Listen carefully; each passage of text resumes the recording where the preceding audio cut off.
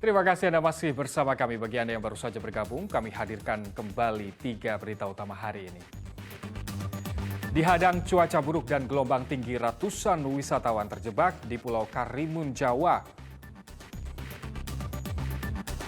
Banjir bandang terjang 2 desa di Kabupaten Grobogan, 7 rumah hanyut terbawa arus deras. Arus mudik Nataru 2022 dengan pesawat dan kereta api di Kota Semarang terus meningkat.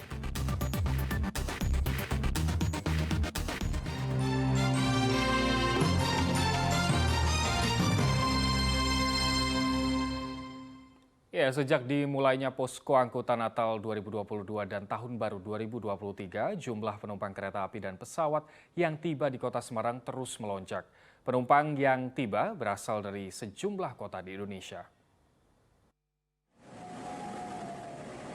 Peningkatan jumlah kedatangan penumpang kereta api di wilayah Daup 4 Semarang mengalami peningkatan dibanding pekan sebelumnya sebesar 31% pada periode 15 hingga 18 Desember lalu, sebanyak 60.203 penumpang.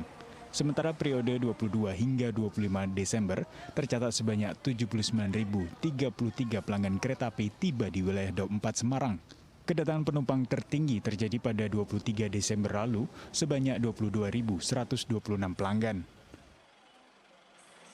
Adapun rute yang menjadi favorit pelanggan pada periode tersebut adalah rute Jakarta-Semarang, kemudian Jakarta-Tegal, Surabaya-Semarang, dan Bandung-Semarang.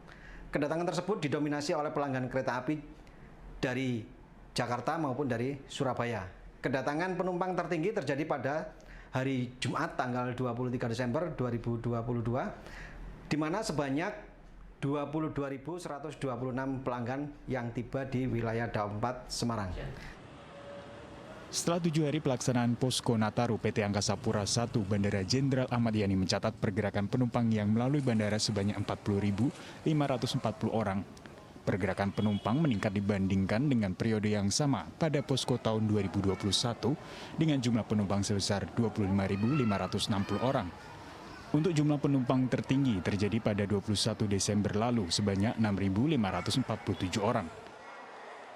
Jumlah penumpang tertinggi terjadi pada hari Rabu tanggal 21 Desember 2022 dengan jumlah penumpang sebanyak 6.547 penumpang. Lebih tinggi dibandingkan dengan rata-rata harian periode 1 minggu sebelum posko yang mencapai 5.980 orang penumpang per hari. Saat ini, Bandara Jenderal Ahmad Yani masih siaga dengan kenaikan penumpang jelang libur akhir tahun yang diprediksi masih akan mengalami peningkatan. Ali Mustaqfirin melaporkan dari Kota Semarang. Untuk menjamin pasokan listrik aman selama periode perayaan Natal dan Tahun Baru, Direktur Utama PT PLN meninjau kesiapan jaringan transmisi dan distribusi di Kabupaten Semarang.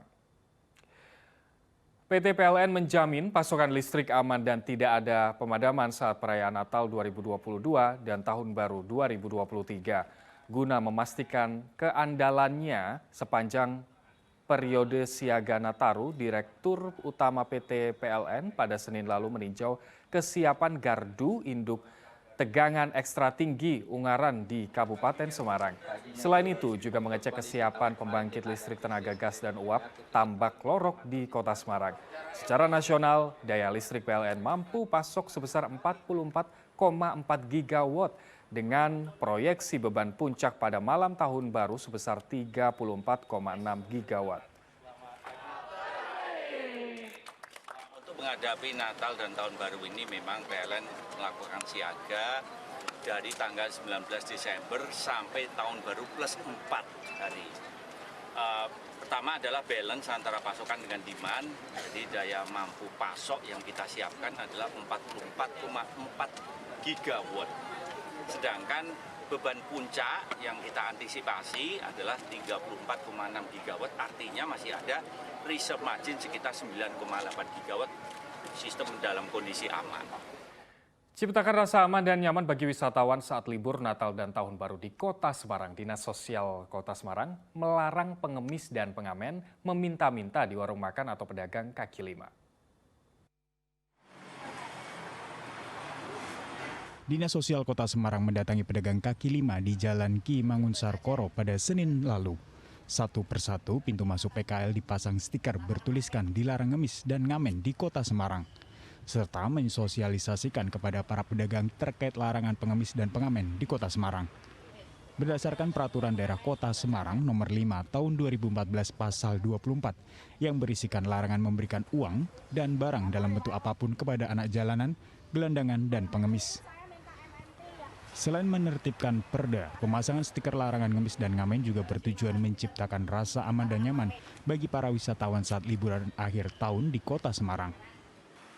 Dan kami penempelan stiker dilarang mengemis dan mengamen di PKL ini tujuannya adalah biar warga Kota Semarang khususnya dan umumnya masyarakat luas apabila kuliner ataupun makan di PKL yang ada di Kota Semarang ini betul-betul nyaman dengan tidak adanya pengamen dan pengemis, Mas.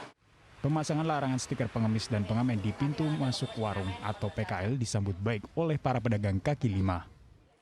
Saya sangat berterima kasih sekali pada Dinsos karena itu mengganggu pembeli dan kita juga merasakan semua masyarakat ya kalau itu baru makan belum apa sudah minta-minta. Biasanya sehari ada berapa yang Banyak, sekitar 10 orang ya Bu ya? Sebelumnya, pada pekan lalu, Dinsos Semarang sudah melakukan pemasangan stiker di PKL Ngalian dan PKL Johar. Nantinya, Dinsos akan menempelkan 4.000 stiker lagi di PKL resmi yang ada di Kota Semarang. Dinsos Semarang juga melarang pengemis dan pengamen di lampu lalu lintas dan permukiman. Ali Mustafirin melaporkan dari Kota Semarang.